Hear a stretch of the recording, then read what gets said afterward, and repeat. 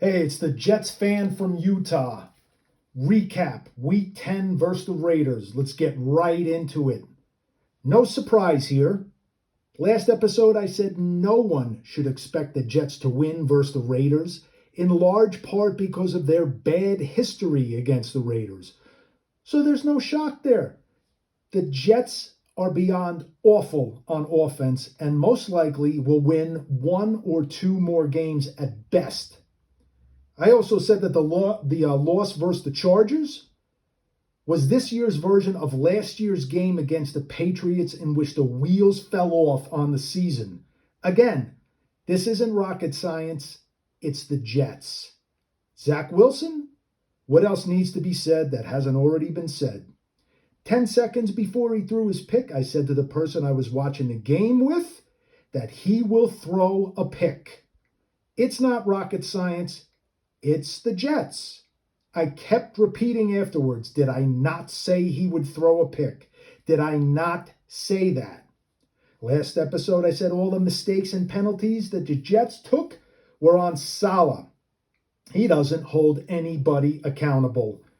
And he's a fair weather coach. All animated when things go right, silent and dumbfounded when they don't. How were the penalties and mistakes last night, huh? Did anyone see him even address, not yell, but simply address that player who made the bonehead mistakes? Nope, it didn't happen.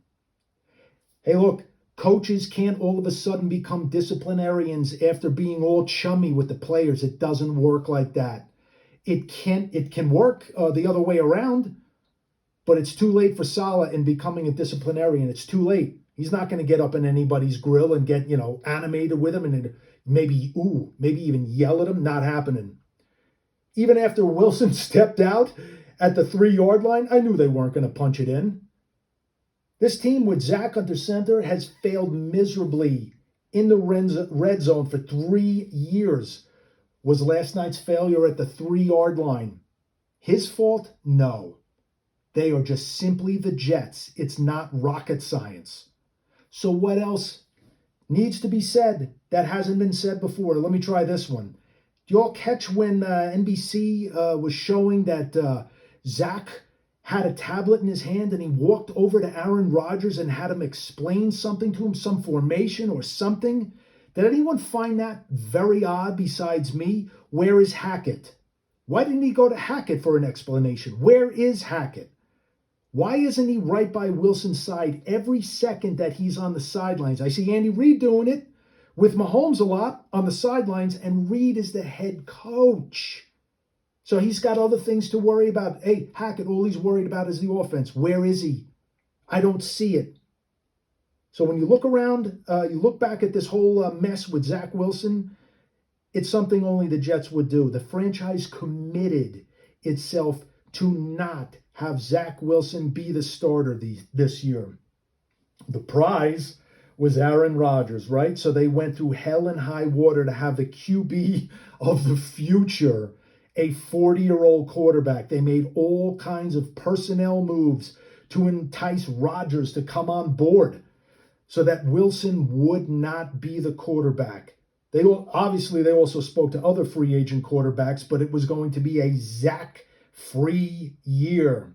So let's reinvent the wheel. How can you make sure that Wilson isn't your quarterback? Well, the most logical answer is that you get rid of him. It's the NFL. Players play a violent game in which guys get hurt. They play football. They don't play video games. So did the thought ever occur to Joe Douglas that Rodgers could get hurt and Zach would be back there again under center? A different backup should have been brought in. There is no fixing this kid. His presence has demoralized the team for two, if not 3 seasons. But it's too late now. All in all, Rodgers means no selecting, any quarterbacks in this draft 2024. Again, they have no quarterback of the future. I've discussed what sort of mess this franchise is going to be in. Anybody talk about what kind of mess the franchise is going to be after this season? You thought this season was bad? I've spelled it out, man. This franchise is in a world of hurt afterwards. But the trouble the team faces next is Buffalo, who will not lose twice to the Jets in 1 year. This will be loss number 3 in a row for the Jets, and the dysfunction, hear me out, the dysfunction will be omnipresent with the Jets players losing their cool. It is going to be it's going to be happening. It'll be much more volatile than Jermaine Johnson sitting there in bewilderment on the bench at the end of the game. Those poor defensive players. The one knock I could give on them, the defense, is they tackle too high in open field tackles. That's the one knock I can give them. And to wind things down, I want to talk about Wilson. Garrett Wilson. I'm telling you, they should retire this guy's number after last night's game alone. I feel very sorry for Garrett. This guy's a true warrior.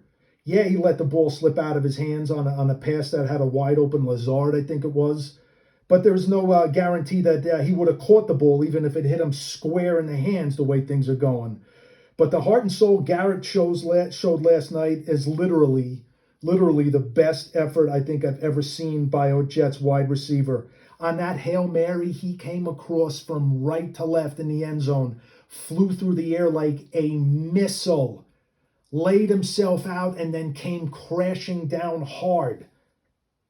He limped off the field because he had nothing left. He left nothing on the field. He came limping off. He left it all out there. My question is, does he want to stick around with this franchise? I said to, we'll talk about the Hail Mary. What is it, the second Hail Mary that they've thrown? This is what it's come down to, right? I said to a friend of mine earlier in the year that with Wilson, because of the good defense, they're going to be throwing a lot of Hail Marys this year. So my question is, are the Jets putting the most qualified receivers out there for a Hail Mary? One would think you need speed and preferably some height on these jump balls. So my thing is if a team dresses a long snapper for long snapping, is it out of the realm of thought to dress a Hail Maryer, right? And who would that be on the Jets? Dress one guy for a possible single play? Crazy? Yeah, maybe or maybe not. In street clothes is the 7th round tight end Zach Kuntz, who runs a 4.4, I believe it is, and is 6'8". All right, he was a combine freak. Why wouldn't the Jets consider him dressing him in general? I mean, bench Uzama. He can't block or catch. Put Kuntz out there on passing plays and for Hail Marys. I don't know. Could it be any worse? This team is a mess, I'm telling you. And I'll end with this. It was either last year or the year before Joe Willie Namath said when talking about the Jets, I don't think anybody over there really knows what they're doing. Yeah, huh?